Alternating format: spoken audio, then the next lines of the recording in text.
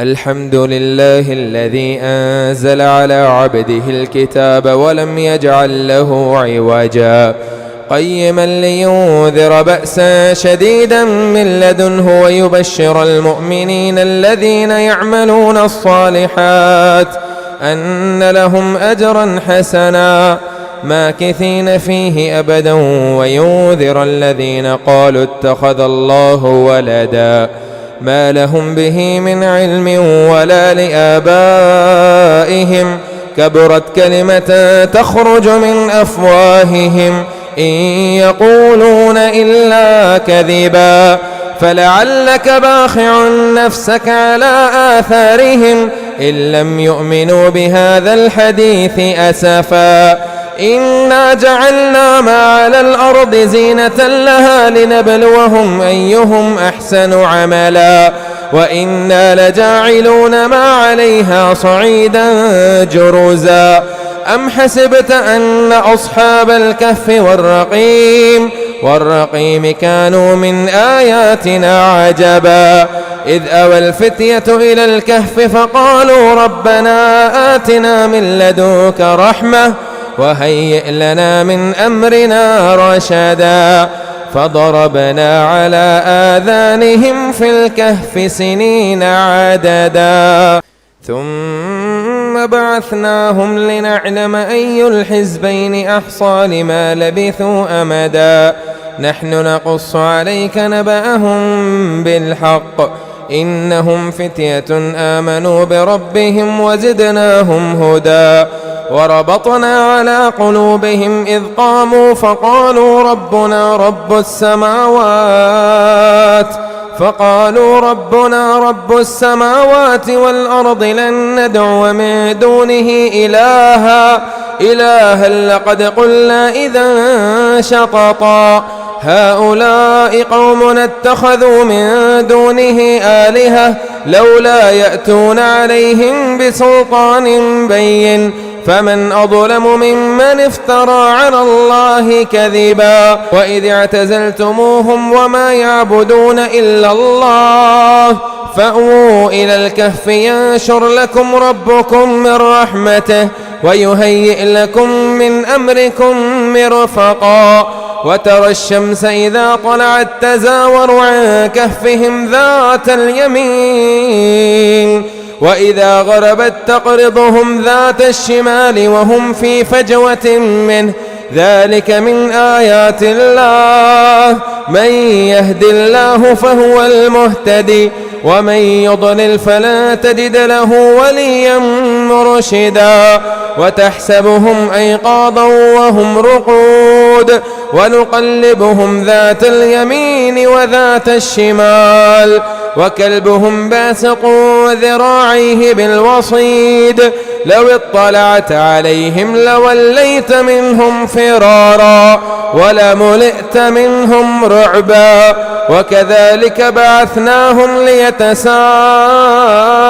بينهم قال قائل منهم كم لبثتم قالوا لبثنا يوما أو بعض يوم قالوا ربكم أعلم بما لبثتم فابعثوا أحدكم بورقكم هذه إلى المدينة فلينظر أيها أزكى طعاما فليأتكم برزق منه وليتلطف ولا يشعرن بكم أحدا إنهم إن يظهروا عليكم يرجموكم أو يعيدوكم في ملتهم ولن تفلحوا إذن أبدا وكذلك أعثرنا عليهم ليعلموا أن وعد الله حق وأن الساعة لا ريب فيها إذ يتنازعون بينهم أمرهم فقالوا ابنوا عليهم بنيانا ربهم أعلم بهم قال الذين غلبوا على أمرهم لنتخذن عليهم مسجدا سيقولون ثلاثة رابعهم كلبهم ويقولون خمسة سادسهم كلبهم رجما بالغيب ويقولون سبعة وثامنهم كلبهم قل ربي أعلم بعدتهم ما يعلمهم إلا قليل فلا تمار فيهم إلا مراء ظاهرا ولا تستفت فيهم منهم أحدا ولا تقولن لشيء إني فاعل